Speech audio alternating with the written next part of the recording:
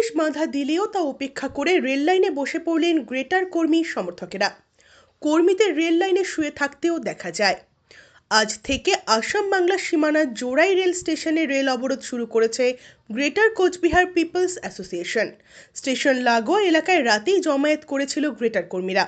এরপরে আজ সকাল থেকে রেল লাইনে বসে পথ অবরোধ শুরু হয়। মিছিল করে জোড়াই স্টেশনের কাছে কর্মীরা এলে তাদের পথ আটকে বোঝানোর চেষ্টা করেছে পুলিশ।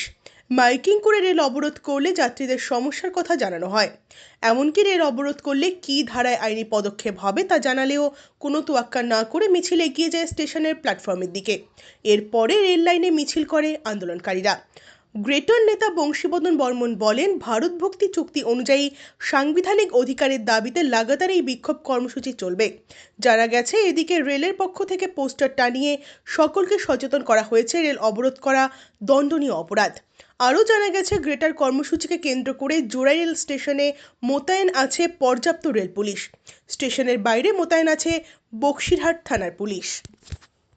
আমার কুচবিহারের ভারত ভৌতিক চুক্তি মোতাবেক ভারত গভর্নমেন্ট যে প্রতিশ্রুতি বা অঙ্গীকার করছে, সেই চুক্তি যতক্ষণ পর্যন্ত কার্যকরী হয় নাই ততক্ষণ পর্যন্ত আমার রেল অবরোধ চলবে। চুক্তি মোতাবেক কুচবিহার একটা সি ক্যাটাগরি স্টেট।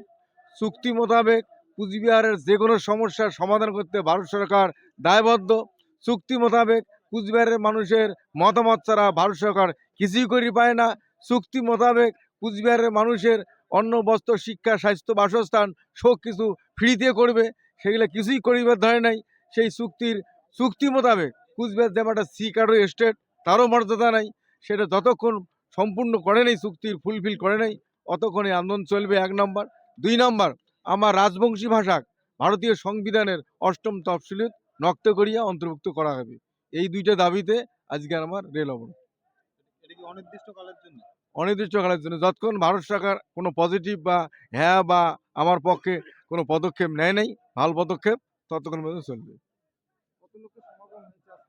আমরা তো এখানে বসে আছি, তোমার তো সারা জায়গায় হাঁটি বেড়ে দেখালেন, আমার তো হিসাবে 50,000 লোক হয়ে গেছে।